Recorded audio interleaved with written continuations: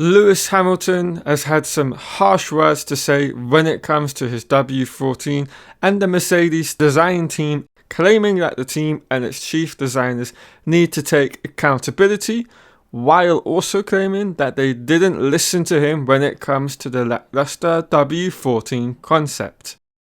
This comes just after Toto Wolff had called upon the team to make an immediate decision regarding what development path they should follow with regards to its upgrades of its W14 for the remainder of the season, with him claiming that its current design path will not eventually lead it back to the front of the grid. All these comments come after an extremely disappointing Bahrain Grand Prix weekend, within which the team came to the earth-shattering realization that they have fallen far down the F1 pecking order when it comes to the elites of the sport, that even the likes of Aston Martin have managed to leapfrog them over the winter, gaining a staggering 2 seconds from one season to the next. Add that on top of the fact that the Mercedes team have actually managed to hit all its targets with the W14 in terms of wind tunnel numbers, and it suggests that the team severely underestimated just how much they would have to actually need to improve by from one season to the next to be competitive. So Hamilton's remarks should not come as a surprise to them, but of course will naturally leave the team concerned, as this is a clear sign he is not happy with the choices that have been made during the off-season in preparation for the 2023 Formula 1 season. On the BBC's Checkered Flag podcast, Hamilton took an even more critical stance with his team than he did during at any point in the Grand Prix weekend. Having raced in every F1 season since 2007, Hamilton claims that his vast experience means he knows what a car needs. However, he says that the Mercedes team has not followed through on his guidance when creating the W14 and believes that cannot be allowed to slide. It's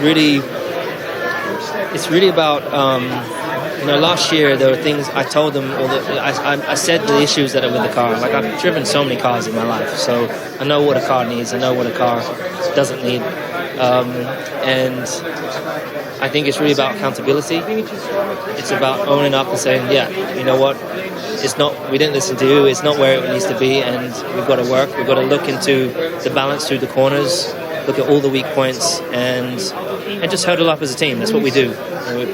We're still multi-world champions, it's just they haven't got it right this time. They didn't get it right last year, but that doesn't mean we can't get it right moving forward. Before hearing any more from Lewis, if you're new around here and enjoying the content so far in this video, consider subscribing to the channel. And for those of you who aren't aware, there's going to be a competition run throughout the Saudi Arabian Grand Prix weekend where 3 subscribers will win teamwear from their favourite Formula 1 team. So be on the lookout for that as well. Alright, so let's continue with the video. Another worrying remark made was that he likened the current car and situation to his time at McLaren, when they couldn't give him the tools needed to fight consistently for world titles or winning on a regular basis. So while now faced with this very situation at Mercedes, he says that as a collective unit, they are going to have to turn it around. We managed to have a couple of battles and it was close, but not quite there. And I've had many cars like this, particularly back in the McLaren days. And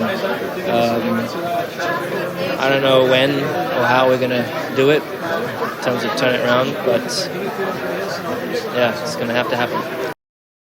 So, where does this leave Hamilton and the Mercedes team as a whole moving forward, as we cannot forget that the season has only just begun, with 22 races remaining for the team to rectify the problems that they have made for themselves?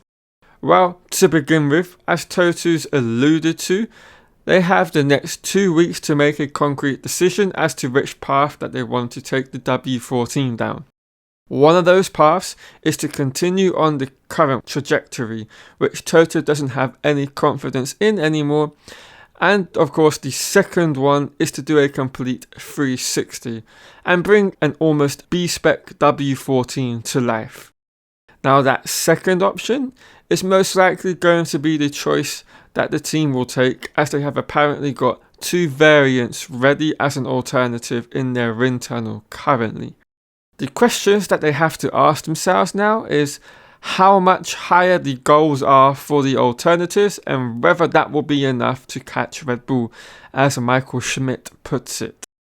And that is the major point in all of this. Are these 2 alternative variants of the W14 going to be enough of a radical change, as Toto would put it, with the scope to bring them back to the front, or at least close enough to fight alongside the likes of Ferrari, Red Bull, and of course Aston Martin?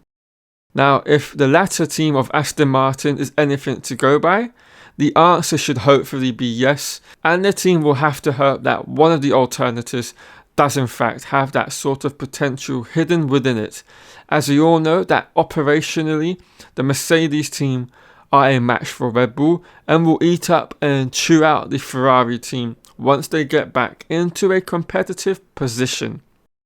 And not only that, they have to also think about whether they have the financial capabilities to do so in this cost cap era. Because as we all know, the undertaking of bringing a almost B-spec car is going to be one of a considerable challenge, both in terms of manufacturing time, but also in terms of a monetary one.